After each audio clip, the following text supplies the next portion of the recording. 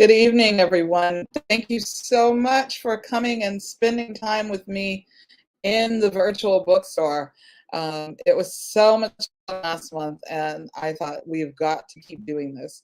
And so here we are doing it again right here on Facebook, YouTube, and Instagram. And we are just about ready to get going. Tonight, I'm so excited because it's National Poetry Month.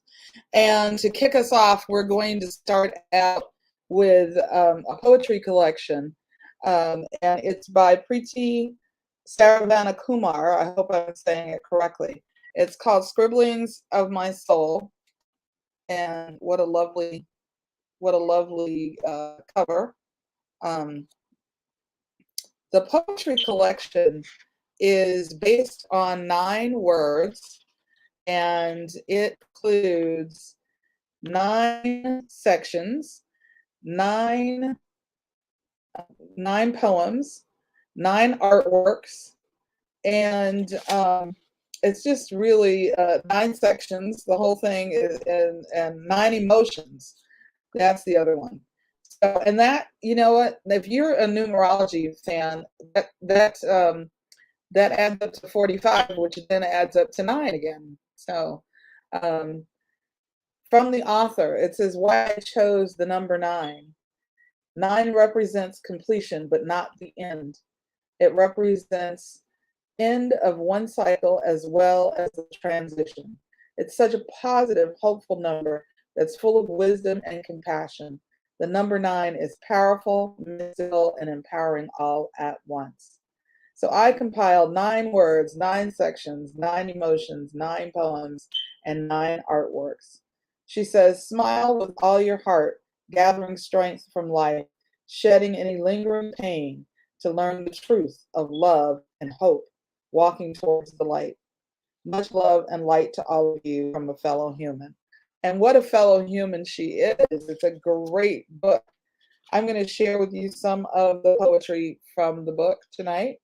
And I'm going to start with Dance With Me. Dance With Me is on page 33.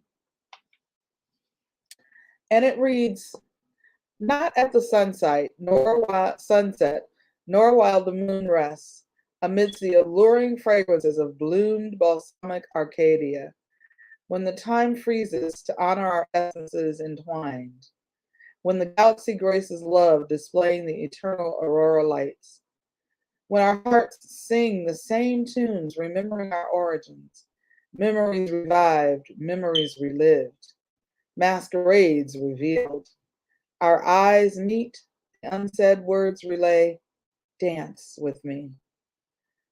We twirl in the external expanse, every breath and beat in sync, every step and sway in pink.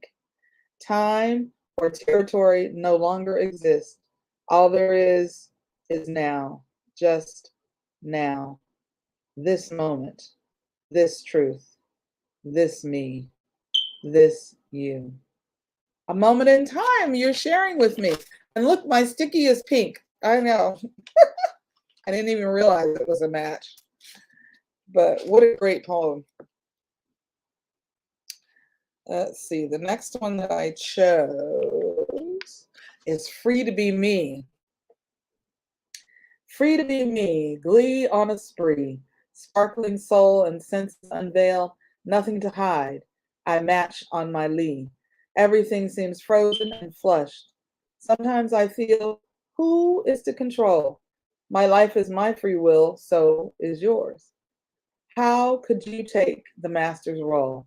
I am not obliged, reign free in my course. I break free of all nauseating norms. I tear off traumatizing trigger labels. I wash off guilt or shame, feelings that slaughter me, fear that crushes. I break free. I tear off. I wash off. Free to be me, glee on a spree. Are you free? Think about it. Free to be me. I love it. The next one is called Release to Rejoice. I think these are all poignant. They really are. I mean, it's a great book. It's, let me see, a little under 200 pages, so 156 pages. And again, all the poems follow, they are based upon the 9 words: smile, heart, strength, life, pain, truth, love, hope, and light. So it's a great uplifting book. And hey, if your mom enjoys poetry, you might consider buying her one for Mother's Day, or any day for that matter. Release to rejoice. Releasing joy or sorrow is the most rewarding thing one could do to save soul drainage. From time to time, it is necessary to cleanse and declutter the inner emotions to begin healing. Right from the start to the end of this rendezvous session of gratitude envelops the sacred knowing of love, unconditional. To rejoice in the rosy glow is such that reality exists within obvious roots. Ritualistically adhered emotional cognizant undoubtedly rely on the social norms that threaten to follow. Exception occurs when there is much reliability in self-motivation, deeper feelings, and peace. Peace. This whole book gives me a feeling of warmth and peace, and I hope it will do the same for you. The next one I chose to share with you is Magic of Self-Love. Of all the love that we can experience, self-love is the most sacred, puts us the closest to God. If I were you, I would softly crush my admirers' wishes and squeeze the ink out to pen the most beautiful song of praise. If I were you, I would see the beauty through their eyes and capture their thoughts forever in my memory book to engrave their views of me in a million ways. If I were you, I would soak up all the love, paint my soul with exotic hues, reviving my entire existence to radiate every time I shine out my rays. If I were you, I would sparkle colors onto people I meet or pass. Each time I would use a drop of this preserved stash of ink, hoping to light up someone's dull days. Do you see what I see? Oh, how I wish you see what I see. Magic of self-love. And finally, I wanted to share with you Mind, Body, Soul. Again, I think this collection really captures a sense of warmth and peace that permeate mind, body, and soul. Really a special book. Mind, Body, Soul. Do I need any more? Depends on, am I happy with what I have? Happiness is merely a state of mind that changes every second. With every change, our emotions change. So then, do emotions decide our wants? Your complete self is body, mind, and soul combined. How can you be biased and let only the mind control your entire being? Mind is the master of emotions. Body is the master of expressions. Soul is the master of existence. That means your need or want must satiate your emotions, refine your expressions, define your existence. Think, evaluate, act. Scribblings of My Soul. Make sure you pick up a copy, one for you, and well, get a couple for somebody else as well. It's a great book. So my second choice tonight, I always try to do one book of poetry at least.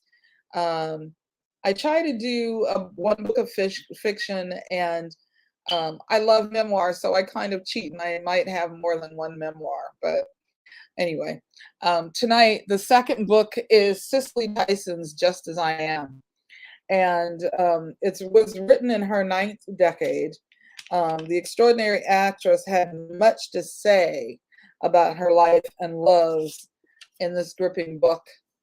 Cicely Tyson, just as I am. I'm tech challenged sometimes. Wah, beautiful. And look at her. She matches me. Only she's all made up. I didn't make up today. But it's a great book. It has a foreword by Viola Davis, who has an upcoming book, which I ordered and will probably share with you sometime in the near future. I'm going to start at I read a little bit from the very beginning of the book. Part 1 is called Planted. Like a tree planted by the water, I shall not be moved. It's from a Negro spiritual, which some of you may recognize. And Negro spirituals were very important to Cicely Tyson throughout her life, as was her conviction in God. First chapter titled The Vow. I know instantly whether I should take a role. If my skin tingles as I read the script, then it is absolutely something I must do. But if my stomach churns, I do not touch the project, because if I did, I'd end up on a psychiatrist's couch. Either my spirit can take the story or it cannot, and my senses have never misled me. That's how I knew with unequivocal assurance that I was meant to act in Sounder, the 1972 film about a loving family's struggle during the Depression. What I didn't know is how Sounder's role would carry me toward a profound purpose, one spawned by comments from strangers.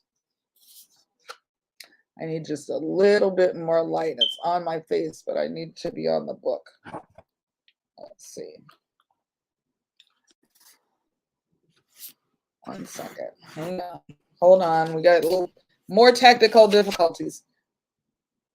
There we go. Now that's a little better. Okay. So, the role offered to me in the film wasn't the one I would have chosen. We want you to play the school teacher, the producers said to me as they handed me the script. Yet as I read the story, I felt certain I was meant to portray the mother, Rebecca, the wife of Nathan. Nathan was his family's backbone. Rebecca, its robust and steady heartbeat. In that mom's devotion, in the tender way she cared for their 3 children, even as she rested her palm in the small of her husband's back, I recognized my own mother. But you're too young, too pretty, too sexy to play the mom, I was told. I was 27 then, though for years, at the suggestion of my first director, Warren Coleman, I'd been claiming to be a full decade younger, with taut cocoa skin clinging to my secret. What does my appearance have to do with acting? I retorted, amused that I, a schoolgirl once called a skinny little nappy head, was now being ruled out as too attractive. As an artist, I should be able to portray anyone, but the producers wouldn't hear of it.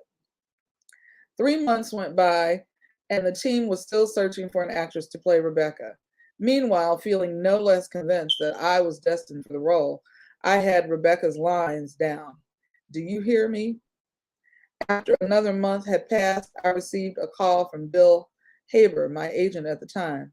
Well, he said, exhaling into the receiver, you got the role of the mother. I didn't say a word. Well, did you hear me? He pressed.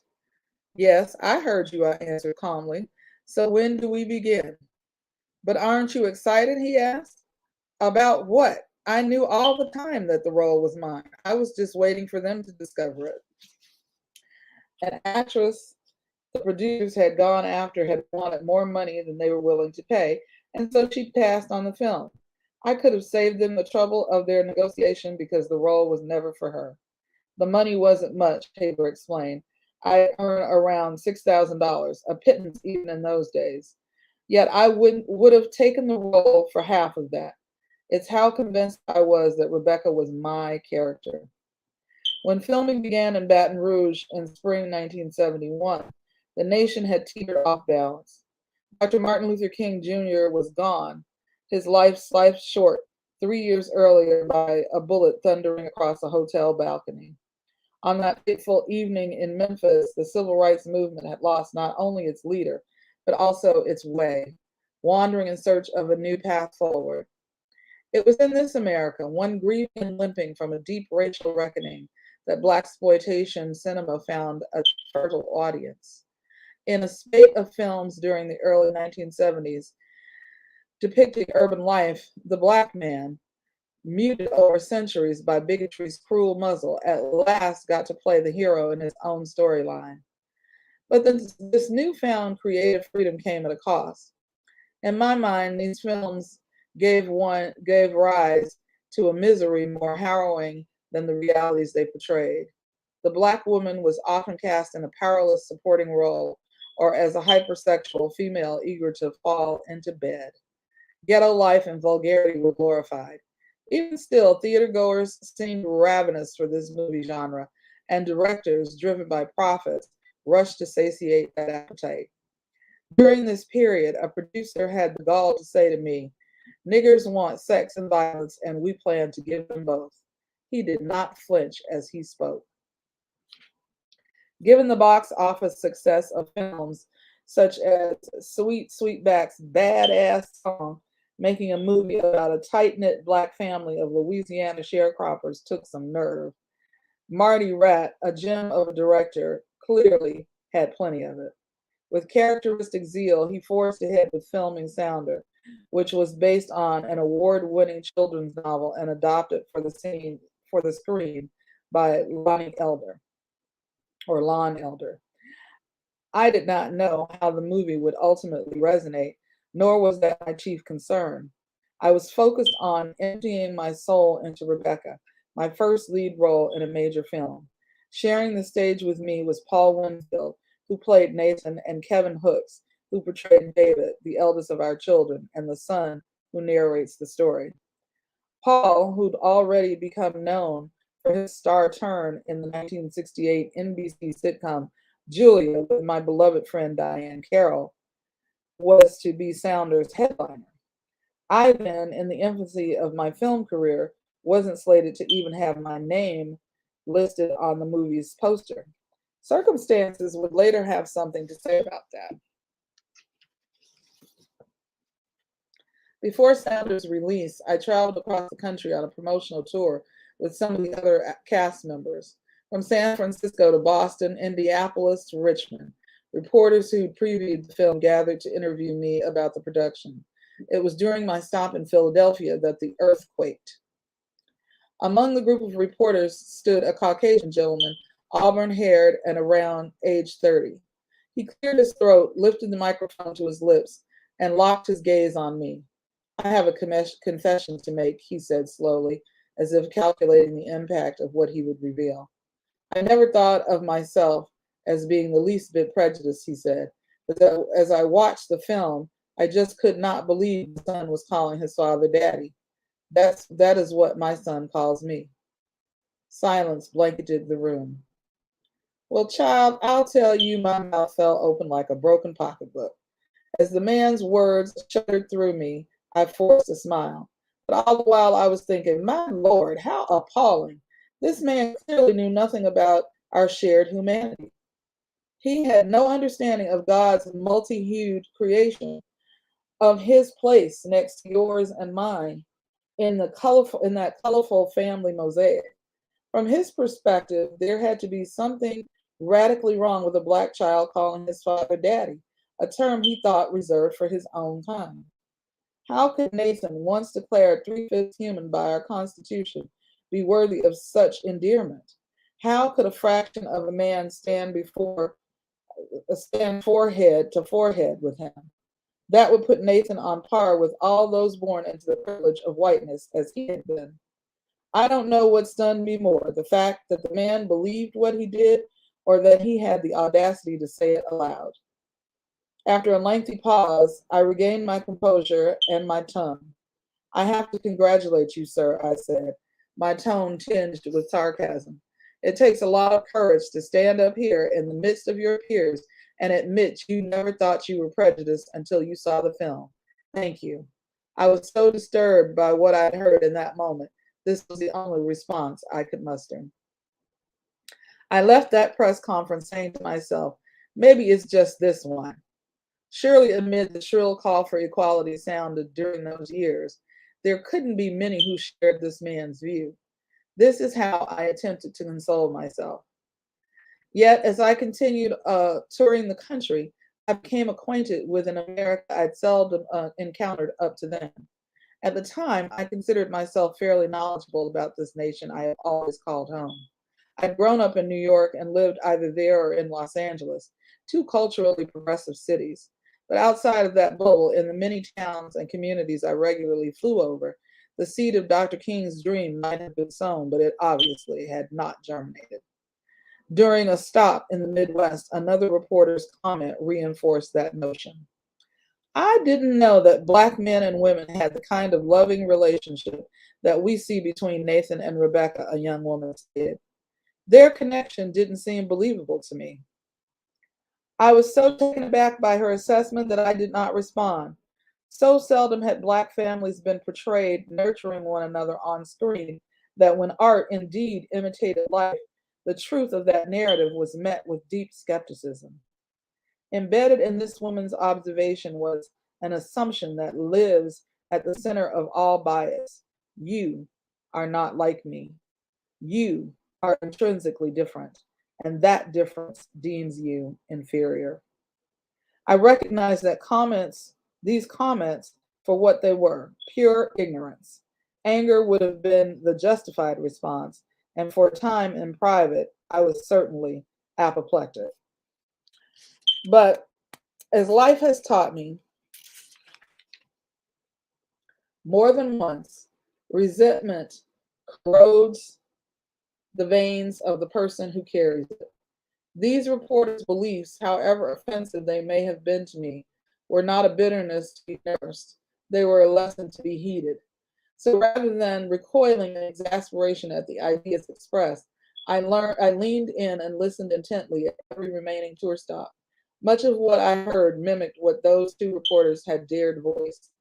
And the more aware I became of the bigotry that existed against Black people, what might have been reason to seethe became for me a reason to pursue my craft with new purpose.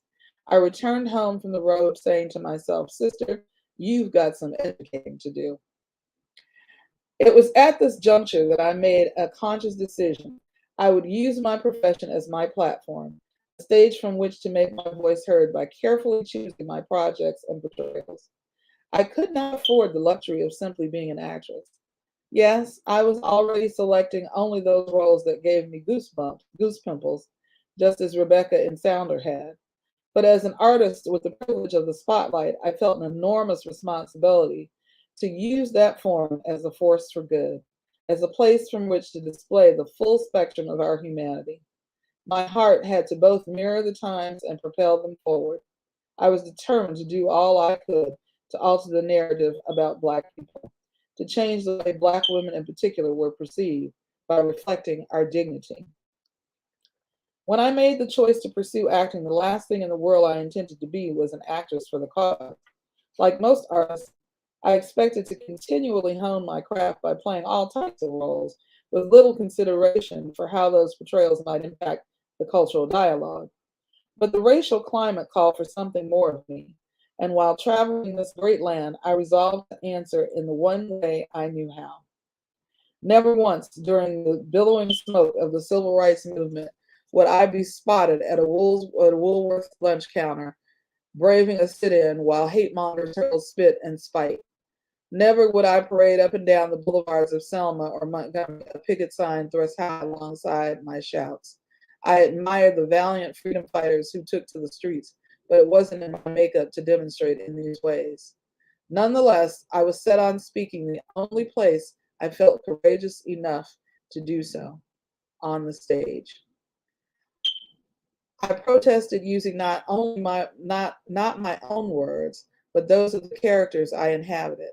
50 years after I made a silent pact with myself to play women whose legacies uplift us, that vow still guides me. This life is something.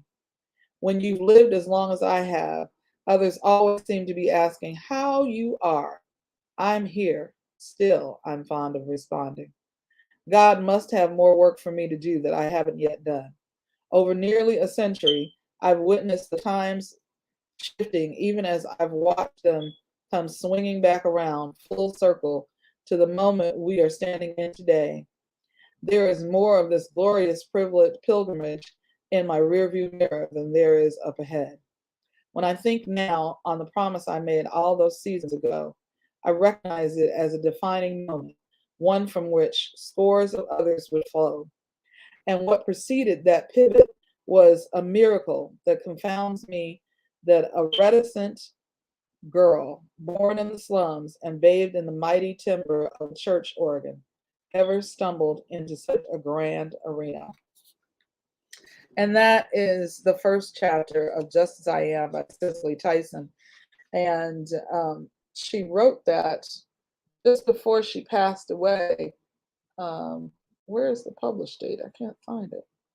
2021. It was published in 2021. So it's still a hot commodity and it's on sale at Powher Books. As you can see, our website address is going right across the bottom of the screen. I invite you to add some of these titles to your collection. And now it is my great pleasure to be bringing to you a book by a writing colleague who is also a graduate of my alma mater, Leslie University, and the MFA Creative Writing Program. It's called Mother Noise. It is a memoir, and it is written by Cindy House. Cindy House has been opening for David Sedaris, who's a mentor of hers. She's been opening for him, gosh, for the last couple of years, if I remember correctly. And she is a wonderful writer. And I am so thrilled and honored to be allowed to share this with you. This is not the final publication, so I've been allowed to share it with you early. So you want to make sure that you get a copy. It's a really poignant memoir, and it's told in essays and graphic shorts, and it's about the life. It's about life 20 years after recovery from addiction and how to live with the past.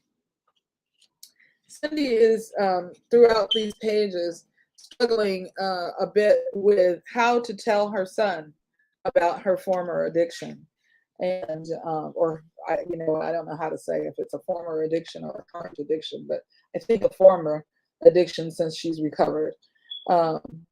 And I've chosen a couple of places to read to you from her book. Cindy is also a fellow Chicagoan, and that excites me. She currently lives in New Haven, Connecticut, but she has had some life lived in Chicago, which is my hometown.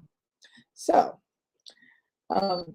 this chapter is chapter 1. It's called After the Telling. In February 2017, standing in an elementary school cafeteria under a ceiling full of tissue paper and cellophane jellyfish, I decided I had to tell my 9-year-old son, Atlas, that I had once been a heroin addict. I watched the crowd of kids do the dab in unison to the DJ's loud dance music. They all looked so much older on the dance floor, so different from the huddle of children squatting over a pile of Legos that they had been just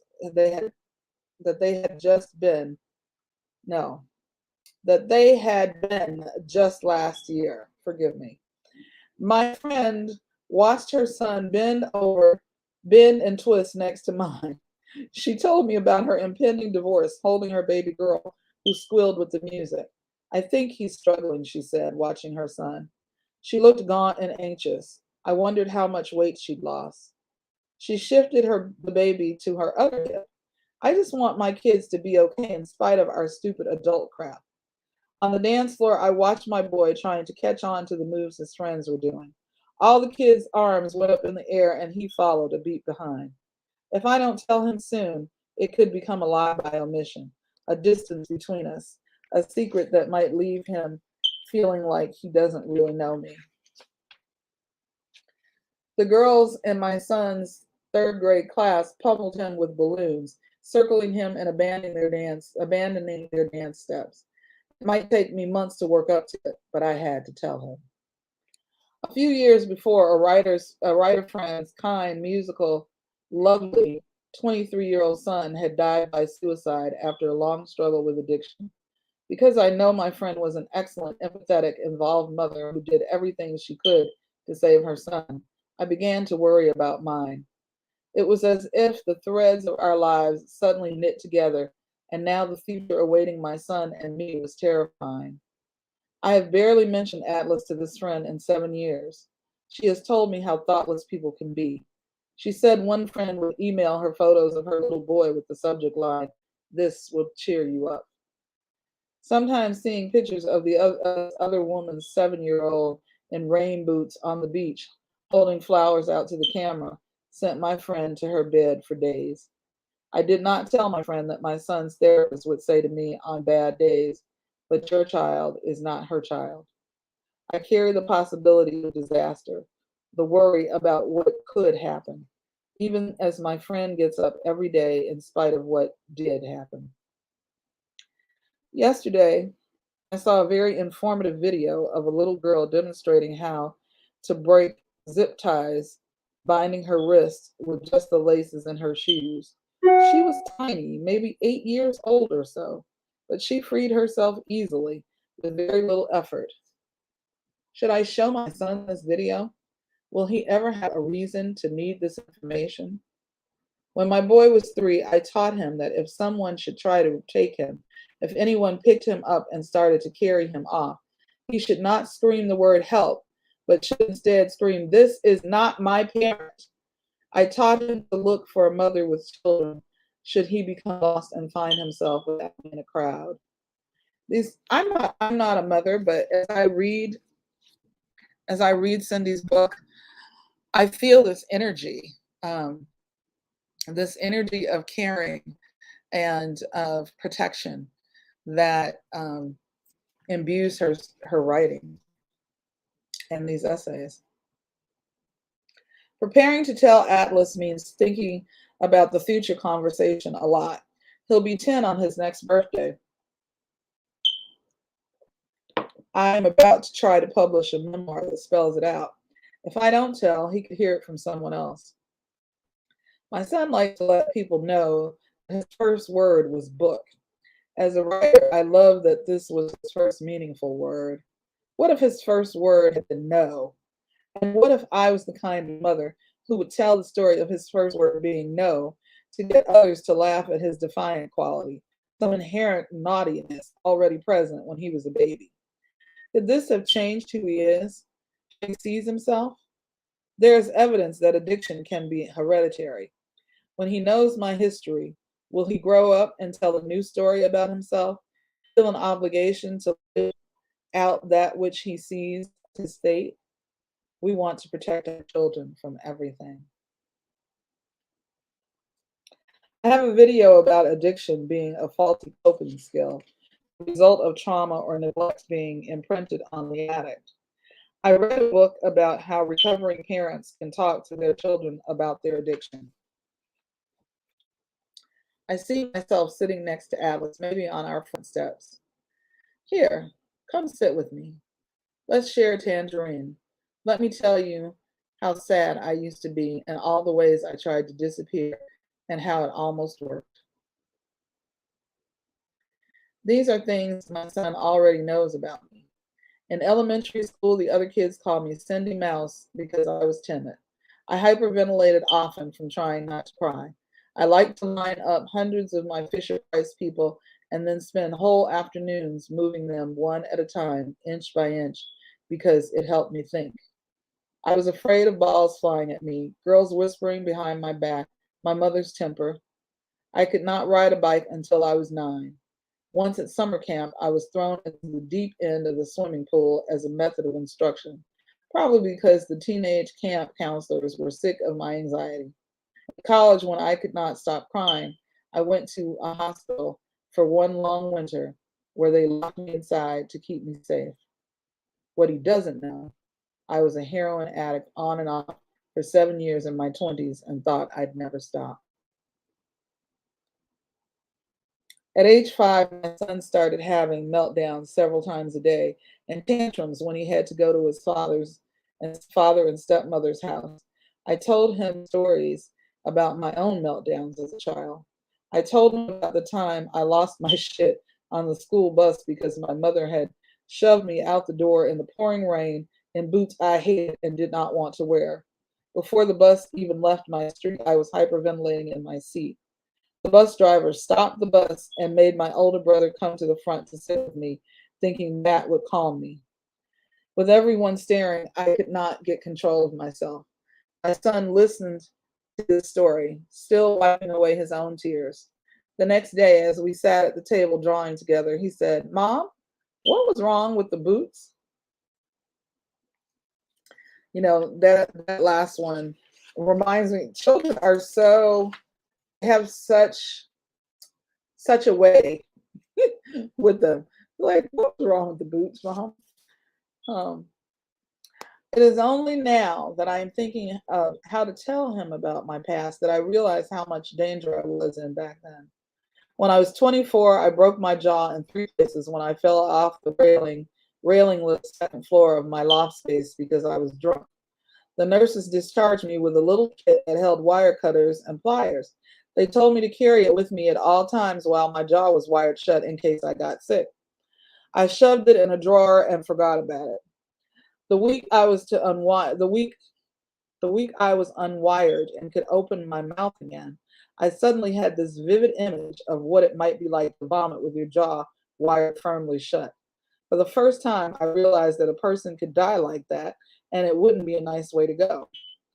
I was so self destructive and so rarely sober that I either didn't care if I died or I was incapable of thinking things through to their likely conclusions.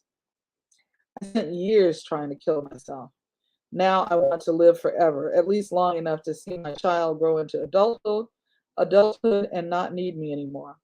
In my opinion, I am all that my son has, his only responsible parent.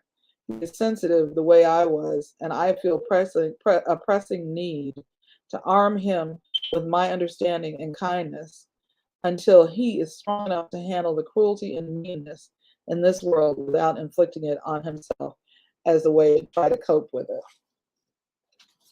And now I want to skip ahead and share with you a bit of Chicago and through Cindy's eyes.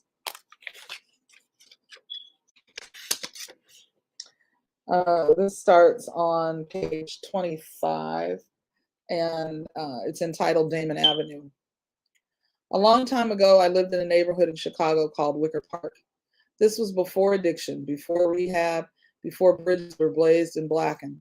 Living there, I had to walk up Damon Avenue every day to catch the train. Wicker Park is completely different now, but back then, under the L tracks at Damon and North and Milwaukee, the Busy Bee was still there serving breakfast to hungover 20-somethings and neighborhood working people. The Red Dog was where we sometimes danced. Leo's lunchroom on Division was the best deal in the neighborhood, and Urbis Orbis served all-day coffee refills. My asshole ex-boyfriend had a tattoo shop in the Flatiron Building on Milwaukee, and I'd love to look at his stupid neon sign whenever I went up that way.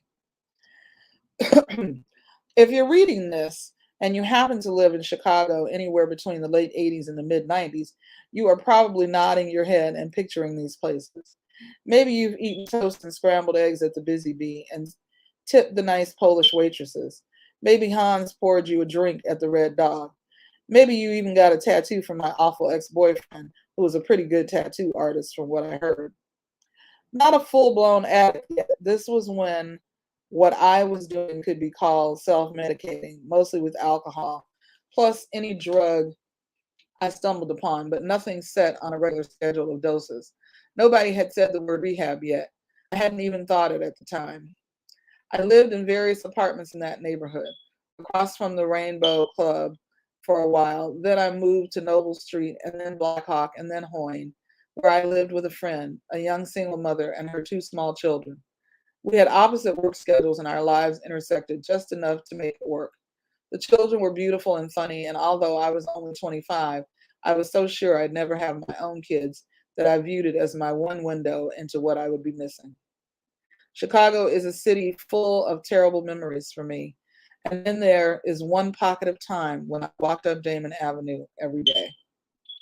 Springtime, beautiful weather, sun shining. I stroll up the street in no rush. In an empty lot on Damon that I pass daily, on this one perfect day, someone had left a couch in the tall grass. A piece of furniture in decent shape, not torn up or filthy or wet or anything, just sitting in the lot upright like it had been carefully delivered. And maybe the next day or a few days later, I walked by the same overgrown lot and someone had added a coffee table, placed right in front of the couch as if anyone might put her feet up on or set down her cup of coffee, her cup of tea. And another day passed, or maybe a couple of days. I see a floor lamp ad, an armchair, a bookshelf, a rug, a side table, a coat rack. There was a living room arranged in the weeds, which had been stomped down a bit with all of the moving of furniture. It was like you could just sit down for a while if you needed to think things over before you made a mistake. I never really have anywhere to be in the memory. I never discuss it with anyone walking by, and no one stops to stare but me. I just stand there seeing the items in the empty lot. I don't know who did it, if it was one person or a bunch of people who decided to add things. Maybe they were Raymond Carver fans and loved his story, Why Don't You Dance? The story goes like this. A middle-aged man sets up his furniture on his front lawn to sell it when a young couple comes along interested in the items. I like to think that Damon Avenue's setup was a community effort. I want to think of that city in just this one way, my only true Chicago.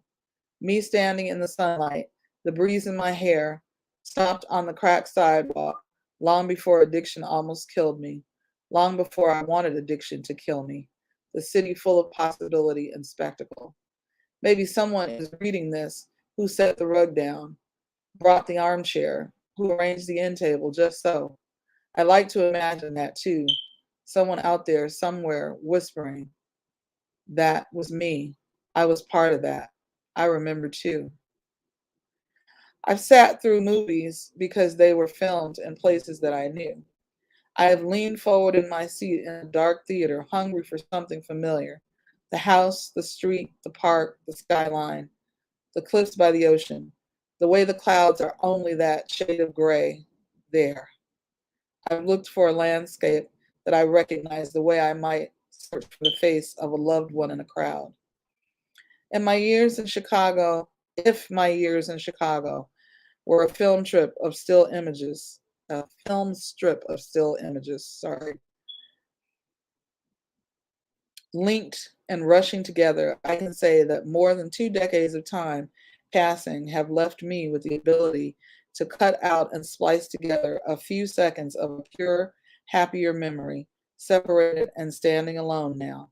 The blip on the screen where I can catch a glimpse and feel flooded with something better than regret or shame. And these were excerpts from Mother Noise, which is Cindy House's fabulous memoir. And I encourage you to get a copy and finish the book. It is excellent, sublime even. Love it. Thank you, Cindy.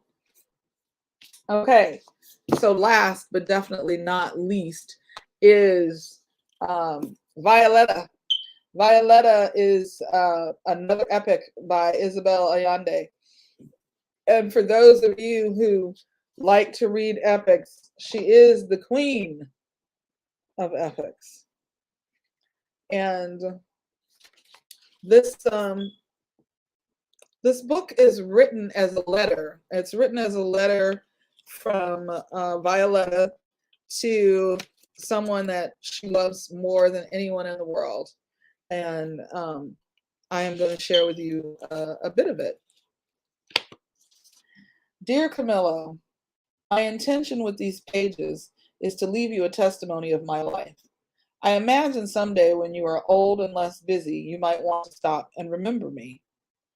You have a terrible memory since you're always so distracted, and that gets worse with age. I think you'll see that my life story is worthy of a novel because of my sins more than my virtues. You have received many of my letters where I've detailed much of my existence, minus the sins.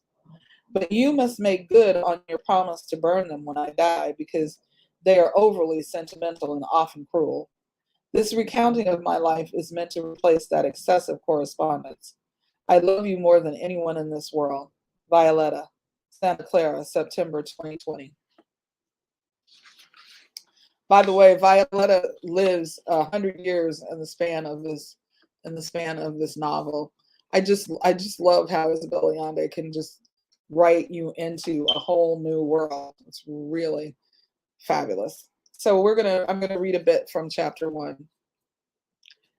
I came into the world one stormy Friday in 1920, the year of the scourge. The evening of my birth, the electricity went out, something that often happened during storms. So they lit candles and kerosene lamps, which were always kept on hand for these types of emergencies. Maria Garcia, my mother, began to feel the contractions, the sensation she knew well, since she'd already birthed 5 sons, and she surrendered to the pain, resigning to bringing another male into the world with the help of her sisters, who had assisted her through the difficult process several times. The family doctor had been working tirelessly for weeks in one of the field hospitals, and she felt it imprudent to call him for something as prosaic as childbirth. On previous occasions, they had used a midwife, always the same one, but the woman had been among the first to fall victim to the flu, and they didn't know of anyone else. To my mother, it seemed she'd spent the entirety of her adult life either pregnant, recovering from childbirth, or convalescing after a miscarriage. Her oldest son, Jose Antonio, had turned 17. She was sure of that because he had been born the same year as one of our worst earthquakes, which knocked half the country to the ground and left thousands of deaths in its wake. But she could never precisely recall the ages of her other sons, nor how many pregnancies she'd failed to carry to term. Each miscarriage had left her incapacitated for months, and after each birth, she'd felt exhausted and melancholic for a long while. Before getting married, she had been the most beautiful debutante in the capital, slender with an unforgettable face, green eyes, and translucent skin. But the extremes of motherhood had distorted her body and drained her spirit. She loved her sons in theory, but in practice she preferred to keep them at a comfortable distance. The exuberant band of boys was so disruptive as the battle in her peaceful feminine realm. Was as disruptive as a battle in her peaceful feminine realm. She once admitted during confession that she felt doomed to bear only sons like a curse from the devil. In penitence, she was ordered to recite a rosary every day for 2 years straight and to make a sizable donation to the church renovation fund. Her husband forbade her from returning to confession. That was a good idea. Um, Under my Aunt Pilar's direction, Torito, the boy we employed for a wide range of chores, climbed a ladder to hang a labor sling from 2 steel hooks that he himself had installed in the ceiling. My mother, kneeling in her nightdress, each hand pulling at a strap, pushed for what felt like eternity, cursing like a pirate, using words she'd never utter under normal circumstances. My Aunt Pia crouched between her legs, waited to receive the newborn baby before he could fall to the floor. She had already prepared the infusions of nettle, artemisia, and rue for after the birth. The clamor of the storm, which beat against the shutters and ripped tiles from the roof, drowned out the low moans and then the long final scream as I began to emerge, first a head, followed by a body covered in mucus and blood, slipping through my aunt's fingers and crashing down onto the wood floor. You're so clumsy, Pia, Pilar shouted, holding me up by one foot. It's a girl, she added, surprised. It can't be. Check him good, my mother mumbled, exhausted. I'm telling you, sister, she doesn't have a willy, Pilar responded. That night, my father returned home late after dinner, several hands of cards at the club, and went directly to his room to change his clothes and rub himself down with alcohol as a precautionary measure before greeting his family.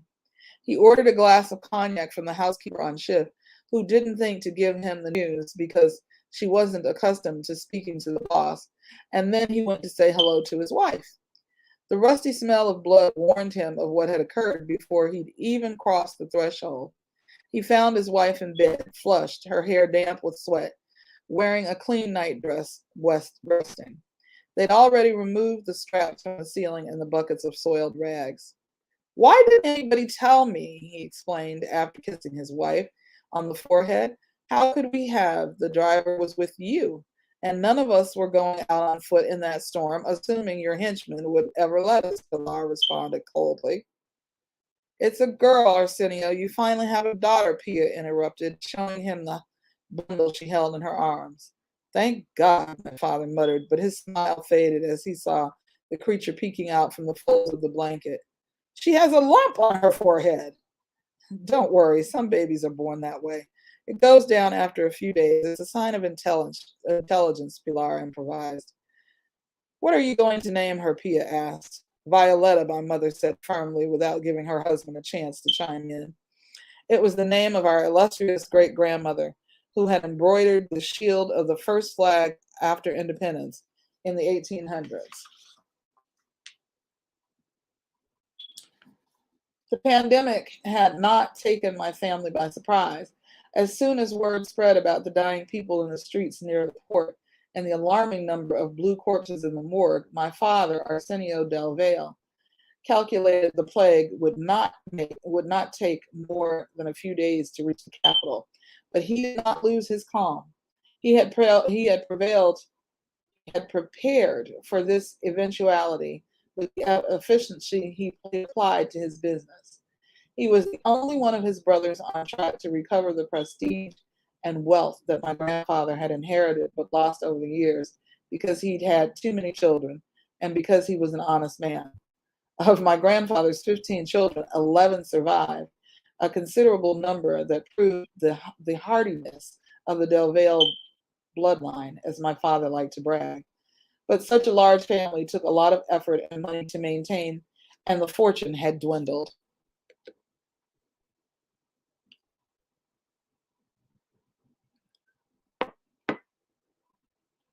Before the national press ever called the illness by its name, my father already knew that it was the Spanish flu. He kept up to date on the news of the world through foreign newspapers, which arrived with considerable delay to the Union Club, but provided better information than the local papers, and via a radio he had built himself by following the instructions in a manual to keep in touch with other enthusiasts. And so punctuated by the static and shrieks of the shortwave, he learned of the havoc wreaked by the pandemic in other places. He had followed the advance of the virus from the beginning, and he knew how it had blown through Europe and the United States like a deadly breeze. He deduced that if civilized countries had experienced such tragic consequences, we should expect worse in ours, where resources were more limited. The Spanish influenza, the flu for short, reached us after almost 2 years' delay. According to the scientific community, we'd be spared infection entirely due to our geographic isolation, a natural barrier afforded by the mountains to one side and the ocean to the other, as well as our remoteness. Popular opinion, however, attributed our salvation to Father Juan Quiroga, in whose honor precautionary processions were held. Quiroga is the only saint worth worshiping because no one can outdo him when it comes to domestic miracles, even if the Vatican has failed to canonize him. Nevertheless, in 1920, the virus arrived in all its majestic glory with more force than anyone could have imagined, toppling the notions of scientists and theologians alike. The onset of illness brought first a terrible chill from beyond the grave, which nothing could quell, followed by fevered shivering, a pounding headache, a blazing fire behind the eyes and in the throat, and deliriums, with terrifying hallucinations of death lurking steps away. The person's skin turned a purplish blue color that soon darkened until the feet and hands were black. A cough impeded breathing as the bloody foam flooded the lungs. The victim moaned and writhed in agony, and the end arrived by asphyxiation. The most fortunate ones were dead in just a few hours. My father suspected on good grounds that the flu had reaped a greater death toll among the soldiers in Europe, huddled in the trenches with no way to mitigate the spread, than the bullets and mustard gas had. It ravaged the United States and Mexico with equal ferocity and then turned towards South America. The newspapers said that in other countries the bodies were piled up like cordwood along the streets because there was not enough time or cemetery space to bury them all, that a third of humanity was infected, and that there were more than 50 million victims. The reports were as contradictory as the terrifying rumors that circulated. It had been 18 months since the armistice had been signed, putting an end to the 4 horrific years of the Great War in Europe. But the full scope of the pandemic, which military censorship had covered up, was only just starting to be understood. No nation had wanted to report the true number of deaths. Only Spain, who had remained neutral in the conflict, shared news of the illness, which is why it ended up being called the Spanish influenza. Before, the people of our country had always fled from the usual causes. Before, the people of our country had always died from the usual causes, which is to say, crushing poverty, vices, violence, accidents, contaminated water, typhus, or the normal wear and tear of years. It was a natural process that culminated in a dignified burial. But with the arrival of the flu, which pounced on us like a voracious tiger, we were forced to dispense with consolation for the dying and the regular rituals of mourning. Sounds familiar, really kind of eerily familiar, given what we've been going through.